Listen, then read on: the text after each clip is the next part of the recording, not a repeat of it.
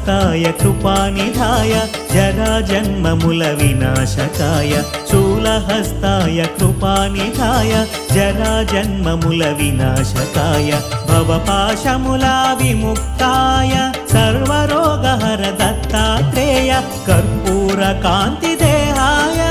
वेदशास्त्रपरिज्ञानाय कर्पूरकान्तिदेहाय वेदशास्त्रपरिज्ञानाय मूर्तित्रयस्वरूपाय